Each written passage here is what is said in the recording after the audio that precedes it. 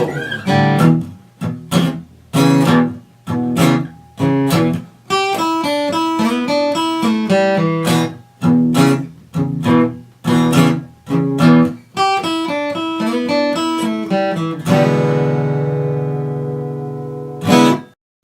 everyone, Griff Hamlin here. Welcome to this video. Today we're going to do something a little bit acoustic style for you. Going to throw down, really this is sort of one of my favorite acoustic blues licks. It works really well in kind of a slow blues thing, which is something that we do a lot because when you're playing acoustic, you're usually playing by yourself. So you heard it already a couple times, so let me walk you through it. It's now I'm using it in E. It works really well in E because of the fact that we have all these open strings. So if you think about the E minor blues scale, low E open, 3rd fret on the low E string, open 1st and 2nd on the 5th string, open and 2nd on the 4th string, open 2nd and 3rd, that's the blue note on the 3rd string, open and 3rd string, open and 3rd fret, I can't talk today, open and 3rd fret on the 2nd string, open and 3rd fret on the 1st string.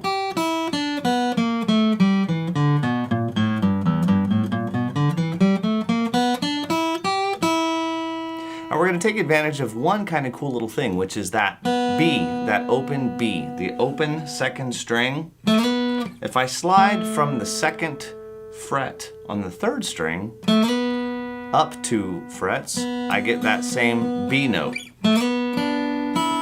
So I can use this kind of cool open string thing. So let's talk about how I'm arriving at that.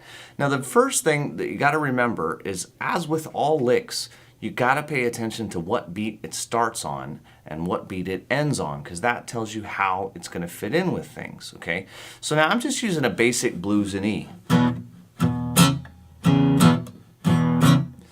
1 and 2 and 3 and 4, or 1 and 2 and 3 and 4 and 1. And I'm going to start right away at that 3rd fret on the 1st string, but it's on the and of the beat, or the if you're counting in triplets. If you're going 1 and 2 and it's the if you're doing more like a swing 8th note count, 1 and 2, then you'll probably say and. Either way, it's the last triplet of the beat. So 2 and that's the open 1st string, 3rd fret, 2nd string, back to the open 1st string. Now I'm going to do my little slide up to the 4th fret on the 3rd string, then the 3rd fret on the 2nd string, and then the open E, high E.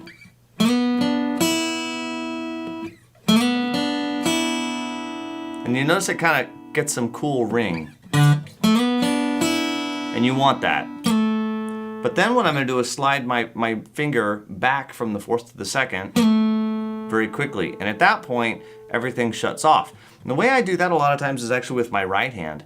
You'll kind of see my middle and ring finger will sometimes even dampen those strings, or maybe I'll use something on my left hand to dampen it.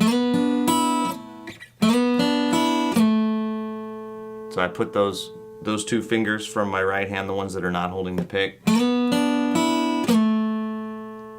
then that dampens those out. If I don't, it'll still ring a little bit over the top, and that's not necessarily a bad thing. You can get away with doing that whole thing and never muting those out. It'll still work out okay. This is just the way I do it, and if you want to keep it a little bit cleaner sounding and not quite so open and ringy, then you can do that. But if you don't care and you kind of dig the ringing out high E, leave it alone. Be fine. All right, so we have again, and I've gone back to the 2nd fret, and then I'm going to pull off to the open 3rd string, and then the 2nd fret on the 4th string. That's the end of the phrase, okay? 2nd fret, 4th string. Hope I said that instead of 4th fret. I seem to be getting them backwards today. So it's, if we're coming from that slow blues, 1 and 2 and 3 and 4 and the very next thing would either be to return. Okay, so if you're still in E, but if you're like going to the next chord, maybe it's A. You could put this in anywhere, but you'll notice that I tend to put it every other bar. So you know, like I often do when you're kind of mixing together rhythm and lead, you do some rhythm for a bar, and then you do a little fill, and then you do some rhythm for a bar, and then you do a little fill, right? So it's rhythm,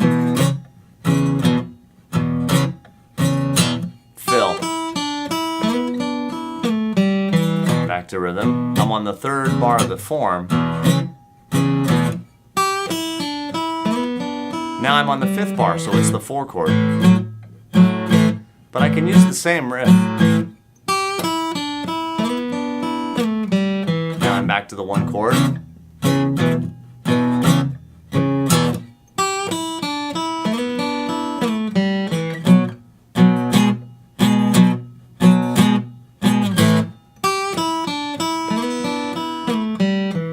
And then you add my favorite Robert Johnson turnaround. But that's in another video, so we won't worry about that today. So anyway, it's a great lick. It's one of my all-time favorites. I use it all the time when I do acoustic gigs around the area and I'm doing just a solo thing. I can sing a little bit or not. It just makes a great lick. It's really useful. So I hope you've enjoyed this video, and I will see you next time.